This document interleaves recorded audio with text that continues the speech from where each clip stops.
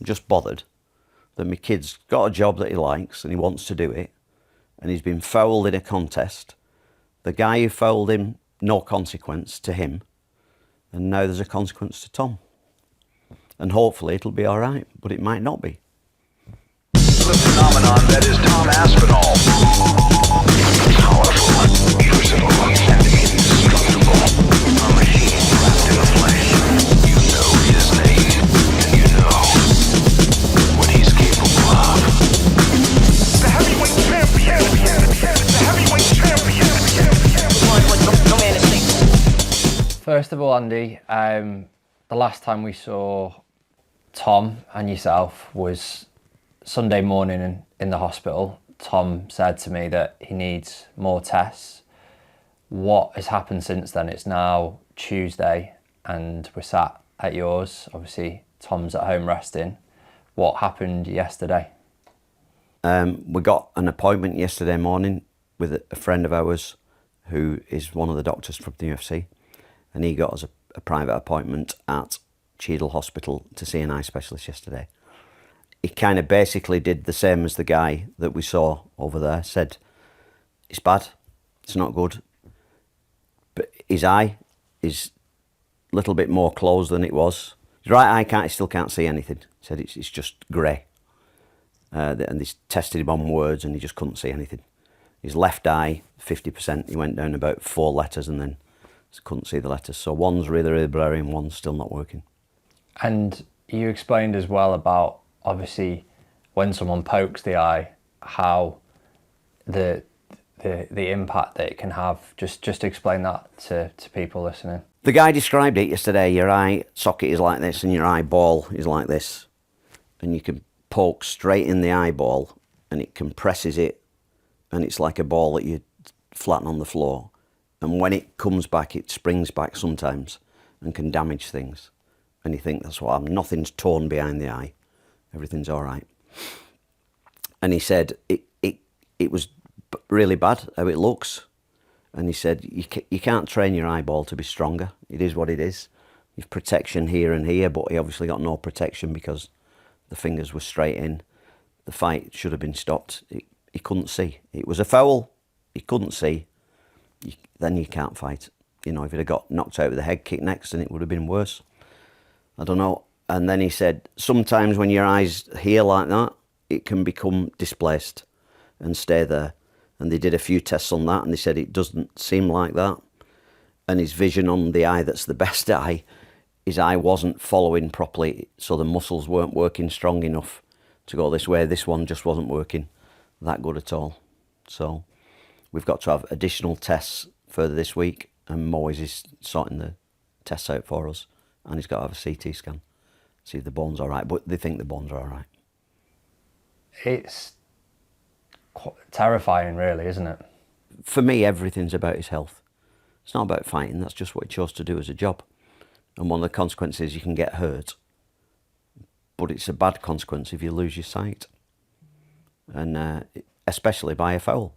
And the guy who committed that, and I'm not getting at Cyril Gane in any way, it happens a lot in MMA. If you commit a foul with an eye poke, the referee just says, don't do it. Nobody's ever lost a fight because of an eye poke. And I'm not saying somebody should win or lose, it doesn't, but the safety of the thing is paramount. And I'm fed up of saying, if it was somebody else's son, they would say what I say. If your son's fighting, you want him to be as safe as you can. And he got poked in the eye and it's bad, and he could have lost his sight. Still not got his sight in one eye, so we don't know. We're still waiting on. We're waiting. Time is a healer, hopefully. And you know Tom better than anyone else. How's he been from just what you can pick up? He's just in a foul mood. He's not in a happy place.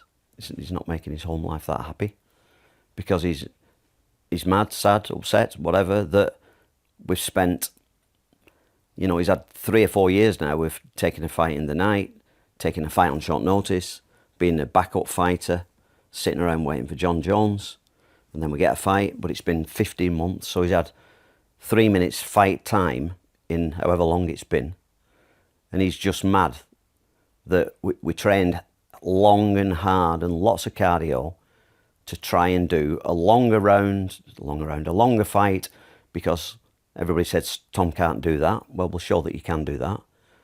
And even the week of the fight, go out there, take your time.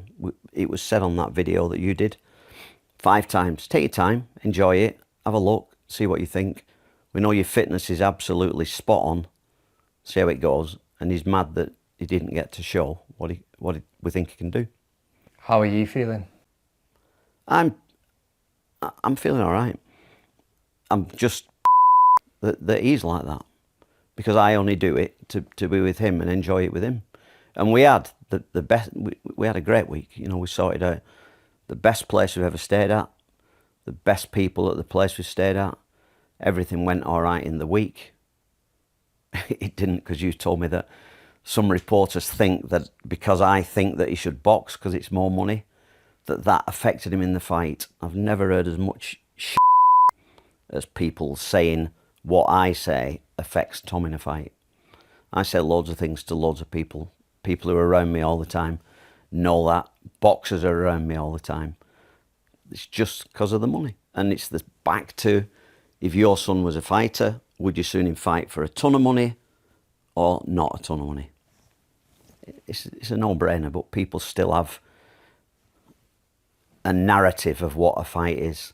Tom goes and fights and spars every week for most of his life. He never bothers who he fights, when he fights, where he fights. He never gives up in sparring. He's lost one fight where he gave up to a heel hook 10 years ago maybe. And after the fight, he went to the hospital and he had kidney stones and he stayed in for a few nights. And the reason he gave up was he was tired or the heel hook hurt him, but whatever. But he never gives up. He's never even spoke about that because he doesn't want that to be a thing. He doesn't tell anybody that, but that's by the by. But it's not in his personality, is it? But it was good for him to lose because he'd not lost. Yeah. So he loses the fight, and so what? It's just a fight, it's a sport. Team wins and a team loses, and that's what happens. So there was no problem with that. No animosity, no. It doesn't matter. And then he got disqualified in a fight, and then he got injured in a fight. And then this one, if you can't see in a fight, it's too dangerous to fight. And you see the socials, I don't give a shit what people say or do. It doesn't bother me. They've got opinions and they think they're right, or they've got opinions and they want some attention coming to themselves, or they've got opinions and they want to make a video to make some money. Let them do that if they want to do that. I'm not bothered about any of that. I'm just bothered that my kid's got a job that he likes and he wants to do it, and he's been fouled in a contest. The guy who fouled him, no consequence to him, and now there's a consequence to Tom. And hopefully it'll be all right, but it might not be. People forget as well that he's got a wife, 3 kids, and This is just a job that he's doing for this period in time. Yeah. And he'll do another job. But if he'd carried on in that fight and say with one eye, But he couldn't carry on because he couldn't see. Exactly, and Cyril Gann then goes and hits him. Yeah. And he knocks himself out. And then in 2 years, Tom Aspinall got knocked out by Cyril Gann, but he got hit in the eye first, and that doesn't get written in the record books. And I'm sure at that minute he didn't give that. That was the least. He just kept saying, "I can't see, I can't see." So me and Stipe were in the corner, and James and Stipe said, "What are we doing?" I said, "I don't know. We've got 5 minutes. Let's see." And then he said, "What will happen?" I said, "I don't know. He'll get paid." And then I said, "Oh, I don't know if he does get paid." And it was a funny situation, you know. We were wondering what happened, and then we asked the referee, and the referee said it'll be a no contest. So I said, if he can't see, he can't fight. As simple as that. And I defy anybody, if they can't see, to go and have a fight. And I defy anybody. I'm a martial artist, and I'm small. Get a big martial artist and get 100 people in a room and say, I'll give you 10 strikes, your leg, I can kick you in your leg or kick you in your stomach, or I can poke you in your eye. And I'll tell you what, nobody will want a poke in the eye. Because if you've ever had a poke in the eye in a fight, it's not funny. And he couldn't see. Back to that. If you can't see, you can't fight. If you can't see, you're going to get hurt. Was alluding It's just to a fight. to the consequences in 10 years' time if he then was to be knocked out and had brain Brilliant. damage. and Everybody's with forgot three- about it then. And three Yeah, kids yeah, that won't have a life. Can't even think about it. No. And that's why You can't see, you can't fight. that's why the emotions were so high on Sunday morning when obviously we sat down. It was just From our side, Yeah. it was horrendous. Because our main guy, who we all work with and round and are with every day, couldn't see, and you saw the mood he was in. So upset and so grieved. And Cyril, I'm sure, the same, but he fouled.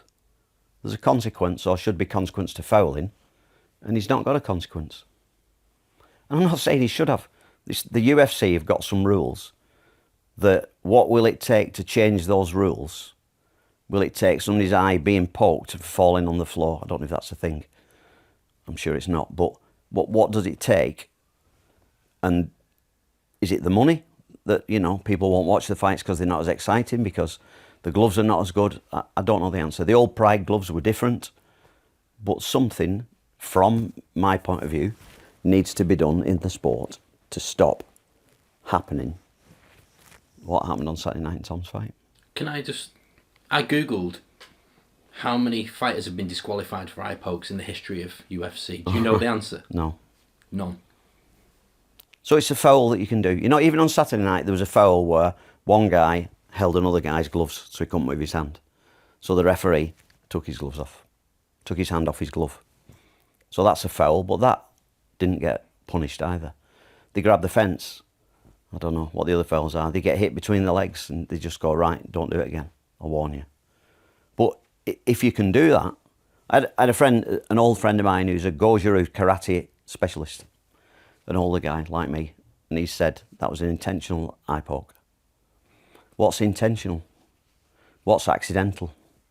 It was definitely an eye poke, and the 4 fingers went towards his eyes, so one of those 4 is going to hit him in one eye somewhere. It wasn't a one finger, it was a... But it wasn't his first attempt of doing that. Second attempt in that fight, Tom went for a takedown and got poked in the eye. So if a guy's defending like that, they should be taught not to defend like that. We found a video of basically from that first round with Gans sort of finger pokes. Just want you to watch it if you can see, and just sort of explain what's going on.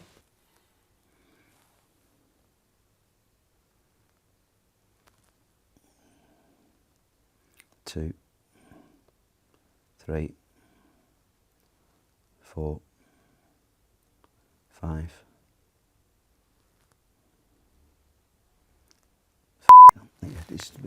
So what have you just seen there? I've just seen that every time his hand comes out, it does this.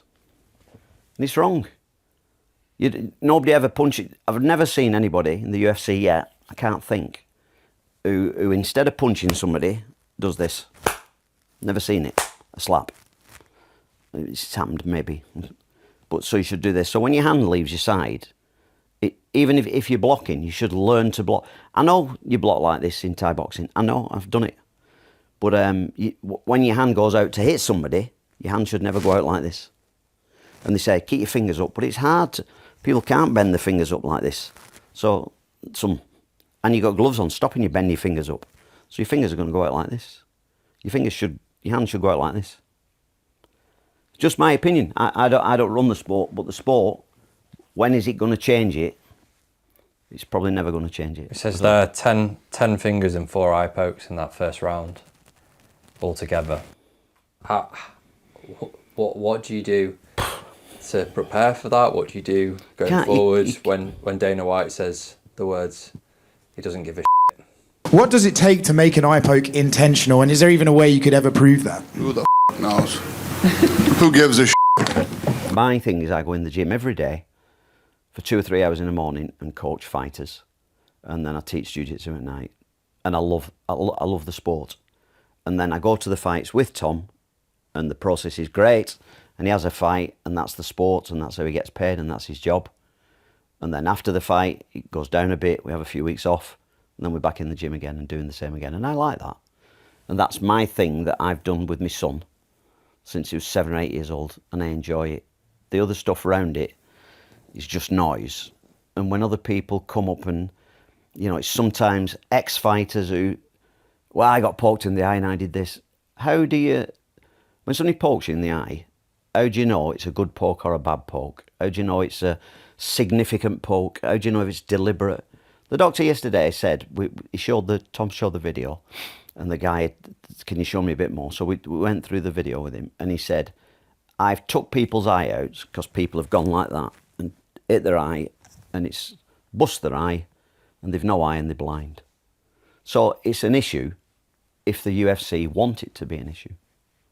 There's nothing we can do about it. But this, I don't know if it's the first title fight, but this has highlighted at a high level in the sport that it's dangerous. If they want to do something about it, they should. If they care about people, they should. And it's back to everybody has opinions. Everybody needs money as well. So it's about, I don't have to say what I say or do what I do to report back to shareholders to make money for a company. I do this because it's a sport. I want to do it with my son. I want to spend time with my kids. That's why I do it. The other people who are doing it to report back to shareholders at the highest level because it's part of a company. And then they're doing it, most of the people online are doing it, the analysts, the ex-fighters, the YouTube makers are doing it because they make a video and that video makes them money. So it's about money. And then the people who've got opinions, if they think they're right, then they're entitled to their opinion. But I don't read it and I don't care about it. Shall we talk about the actual fight? Because obviously a lot of people have said that Tom was losing, Tom didn't want to continue. We can go from the training first. Yeah. We train really hard and loads of cardio for this fight. And on the video that you made, you hear me and Stipe, who was holding pads for Tom all through the training camp, say, go out there, take your time and enjoy the fight. And Tom had gone 5 rounds, stood on his head. That wouldn't have been an issue doing 5 rounds. He was smiling at one And point. every person who's trained with Tom, ask them, can he do 5 rounds? It's not an issue to do 5 rounds. So this time, because all the superstars on the TV go, Aspinall can't go 5 rounds, what's going to happen when it gets to the 2nd round? What's going to happen when it gets to the 3rd round? You'll see, because he's going to go out there and show you. And Tom had always said as well, he thinks at least 3 rounds with Cyril. He wanted to do the rounds. He never said, he never came out once. We and said, "I'm gonna wanted knock to it do the down." rounds. Yeah. Those people who think he can't box, back to my thing saying boxing, that's about money. But go and ask Peter Fury, renowned world-class trainer. Go and ask Dennis Crowell, Rico's coach, whether Tom Aspinall can box at a good level. He can box. What do you think then to that first round, seeing how Tom did? Obviously, he took the hit early on. Cyril Gann and his coaches, they're good. They had Ngannou, who's world champion, Nasruddin, whatever he's called, who's at the top, and Cyril who's at the top. So the team that he's got obviously know what they're doing. So Cyril knows that Tom blitzes in, and Tom knows that Tom blitzes in. So this time he threw some single kicks, which he doesn't usually do. But the other fighters he's fought, where he's blitzed in and touched them, they've fallen over. As he blitzed in this time, Cyril stuck his hand out or stuck his leg out. And we knew he was going to do that. So do it a few times, kick him a few times. Go for the takedown, up, down. Khabib said the same thing in the dressing room. And the game plan was to keep going, touch him, up, down, move around, and push the pace and see how it goes. That was the game plan for the fight. Not that game plans work all the time, they're just game plans. But go out there and show you've got a lot of skill and enjoy it. Enjoy the fight. And what was Tom's words to us the day, well, I think it was in the hospital, what did he say about that hit that he took on his face? Yeah. He said, did you know that you'd got a burst nose? He goes, no, I thought it was sweat.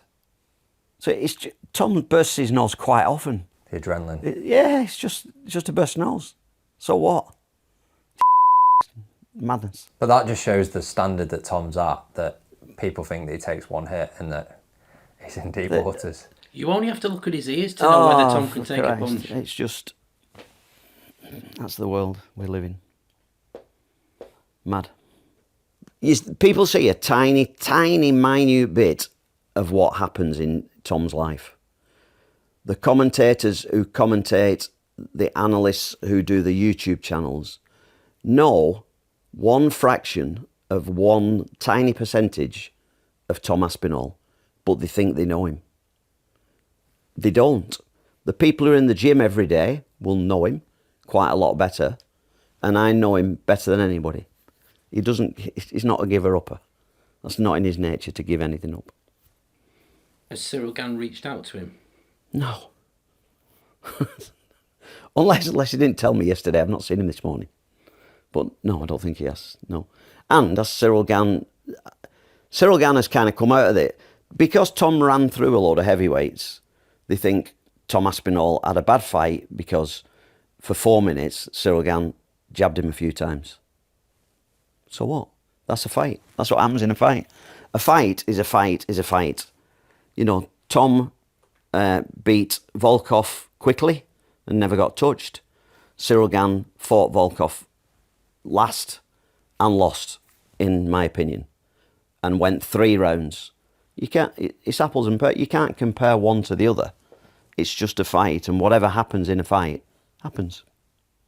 Just because John Jones beat him in 2 minutes doesn't mean that if Tom doesn't beat him in 2 minutes, he's less a fighter than John Jones. But people think that, and that's how mad the world is.